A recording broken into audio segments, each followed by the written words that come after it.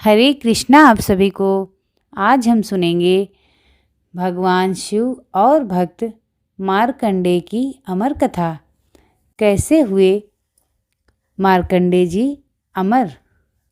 भगवान शिव, जिन्हें हम महादेव, भोलेनाथ और नीलकंठ जैसे अनेक नामों से जानते हैं, भारतीय पौराणिक कथाओं में सबसे दयालु और शीघ्र प्रसन्न होने वाले देवता माने गए हैं।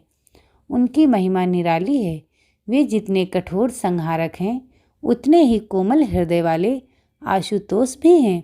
शिव और उनके भक्तों के बीच का संबंध केवल पूजा पाठ का नहीं, बल्कि अनन्य प्रेम, अटूट श्रद्धा और कभी कभी हठ का भी रहा है। यहाँ भगवान शिव और उनके एक परम भक्त मार्कंडेय ऋषि की वह अमर कथा प्रस्तुत है, जो सिद्ध करती है कि भक्ति के सामने स्वयं काल को भी झुकना पड़ता है। प्राचीन काल में मृकुंड नाम के एक ऋषि थे। वे और उनकी पत्नी मरुद्वती संतानहीन थे।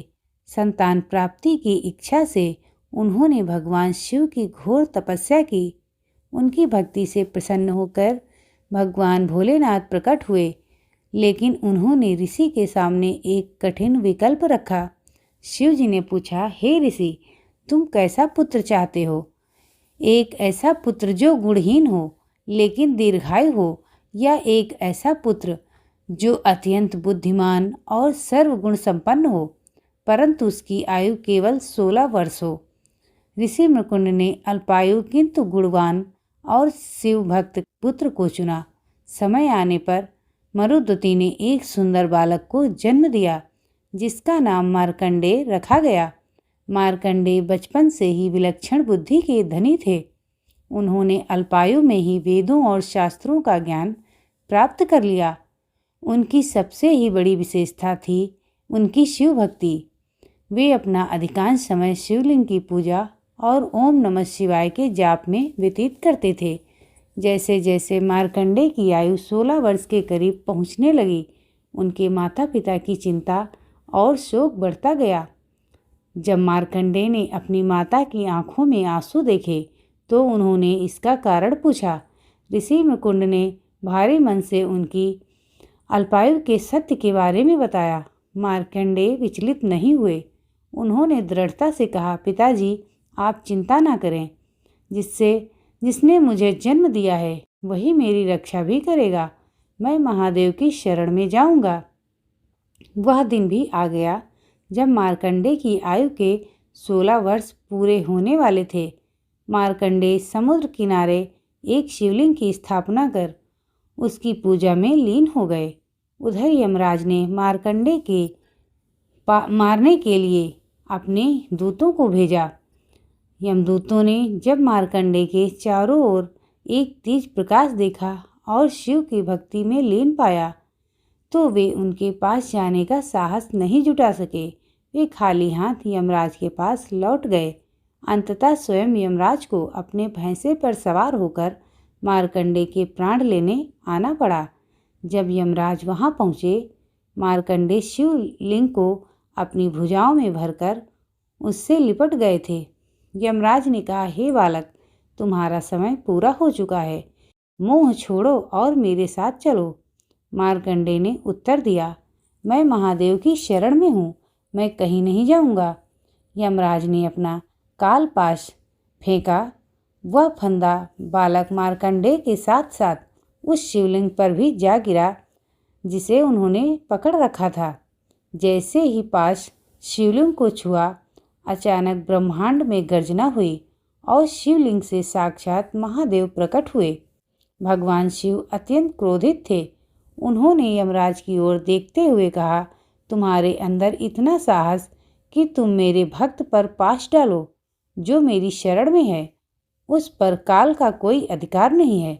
शिव जी ने यमराज को दंडित करने के लिए अपना त्रिशूल उठाया। यमराज भयभीत होकर महादेव के चरणों में गिर पड़े और क्षमा मांगने लगे। उन्होंने कहा, हे प्रभु, मैं तो केवल अपने धर्म का पालन कर रहा था। भोलेनाथ ने मार्कंडेय की भक्ति से प्रसन्न होकर उन्हें मृकुंड पुत्र से मृत्युंजय बना दिया। उन्होंने मार्कंडे को अमरता का वरदान दिया और घोषणा की कि उनकी आयु सदा के लिए स्थिर रहेगी और वे सदा 16 वर्ष के ही बने रहेंगे। यह कथा केवल एक बालक की जान बचने की कहानी नहीं, बल्कि यह संदेश देती है कि जब भक्त पूरी तरह से परमात्मा को समर्पित हो जाता है तो नियम और नियति भी बदल जाती है।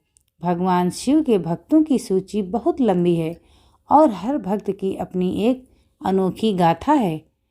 कनप्पा नायनार दक्षिण भारत के एक शिकारी भक्त जिन्होंने अपनी आँखों को निकालकर शिवलिंग पर चढ़ा दिया था। उनकी निस्वार्थ भक्ति देखकर महादेव ने उन्हें गले लगा लिया था। रावण, यद्यपि वह एक असुर था, लेकिन उसकी शिव तांडव स्रोत की रचना की और अपनी जटाओं से वीणा बनाकर शिव को प्रसन्न करने की शक्ति अद्वितीय थी। माता पार्वती स्वयं आदि शक्ति होने के बावजूद उन्होंने एक साधारण भक्त की तरह हजारों वर्षों तक कठोर तपस्या की ताकि वे शिव को पति रूप में प्राप्त कर सकें। भगवान शिव की महिमा का सार, शिव की पूजा में आडंबर की आवश्यकता नहीं होती। वे एक लोटा जल, कुछ बेलपत्र और सच्चे मन से पुकारने पर भी प्रसन्न हो जाते हैं। शिव और भक्त का संबंध अद्वैत है, जहाँ भक्त खुद को भूलकर शिवमय हो जाता है। महामृत्युंजय मंत्र, जिसकी रचना मार्कंडेय ऋषि से जुड़ी मानी जाती है, आज भी करोड़ों लोगों के लिए संकट मोचन का कार्य करती है।